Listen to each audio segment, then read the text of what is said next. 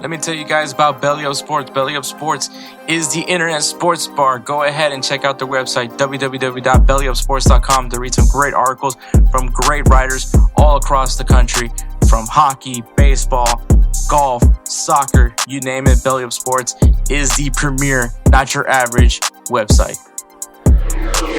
The bad man's gone for Sporting KC. Obviously you'll see it on Goals TV as well. The thoughts on everybody from Wake Up MLS, but initial thoughts, man. The bad man's gone. The bad man's gone. He was here a lot longer than he should have been. Honestly, bro, it's crazy that the Dallas game is what set him over. You know what I mean? Like what set the front office over the edge. Like if anything, this is probably the one games in the early part of the season they could actually be competitive in.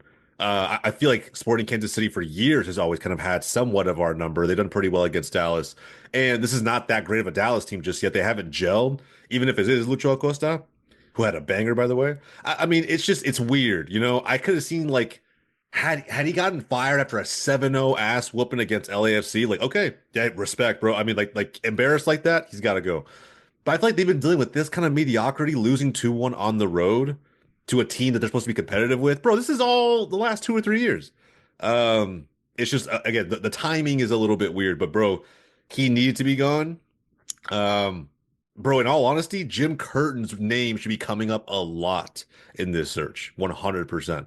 If I was any SKC fan out there, a guy who could do a lot with a little, because that's what Sporting KC has to offer right now. You have the added benefit of having guys like Shaloy and Joveljic up top. So I don't know. I feel like he could do something over there, but outside of that, bro, I think the fans are just happy that Big Pete is out of there. Yeah, no, it's insane. I think that this was long overdue. I think 2023 earned him some leeway, which is crazy to say that, especially when you started the way you started that year, which was a terrible first 10 games for them. Equally impressive finish, though. Equally impressive finish. I mean, you win the wild card, and then you go and beat your rival in the in the round one.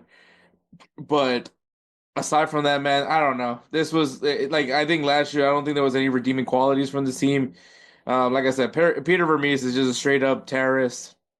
Like he just had I don't know what he had hostage on this KC staff. I mean, when we go back to that episode, literally the owner was like, "Yeah, we probably could have fired him at some point, but we didn't." And like, I mean, you're gonna have new coach bounce if they hire a coach right away, or whoever the interim guy is. I'm sure that could be something that's gonna be talked about at some point. But yeah, at the same time, man, it's like, you could have just fired him, when the season ended, this last year, and you could have gone with a new coach. And at least if they were not panning out, you could be like, well, new system, new players, blah blah blah.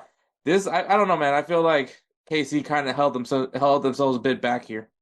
yeah. I think in their defense, if there's any defense here, I think they wanted to give it one more shot with Vermes, only because they gave him.